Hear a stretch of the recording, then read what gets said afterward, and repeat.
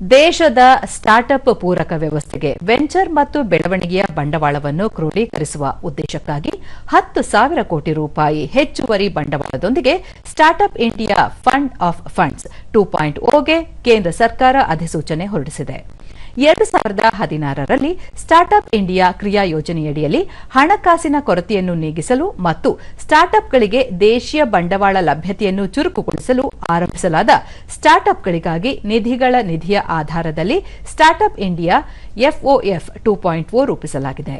16 ಮತ್ತು 17ನೇ ಹಣಕಾಸು ಆಯೋಗದಡಿ ಅರ್ಹ ಪರ್ಯಾಯ ಹೂಡಿಕೆ ನಿಧಿಗಳಿಗೆ ಸುರಕ್ಷತೆ ಮತ್ತು ಬದ್ಧತೆಗಳಿಗಾಗಿ ಸ್ಟಾರ್ಟ್ಅಪ್ ಇಂಡಿಯಾ ಎಫ್ಒಎಫ್ 2.0 ಒಟ್ಟು 10,000 ಕೋಟಿ ರೂಪಾಯಿ ನಿಧಿಯನ್ನು ಹೊಂದಿದೆ. ಇದರಡಿ ಹೂಡಿಕೆಗಳು ಆಳವಾದ ತಂತ್ರಜ್ಞಾನದ ಸ್ಟಾರ್ಟ್ಅಪ್ಗಳು, ಸಣ್ಣ ಎಐಎಫ್ಗಳಿಂದ ಬೆಂಬಲಿತವಾದ ಆರಂಭಿಕ ಬೆಳವಣಿಗೆಯ ಹಂತದ ನವೋದ್ಯಮಗಳು, ತಂತ್ರಜ್ಞಾನ ಆಧಾರಿತ ಮತ್ತು ನವೀನ ಉತ್ಪಾದನಾ ಸ್ಟಾರ್ಟ್ಅಪ್ಗಳನ್ನು ಉತ್ತೇಜಿಸಲಾಗುವುದು.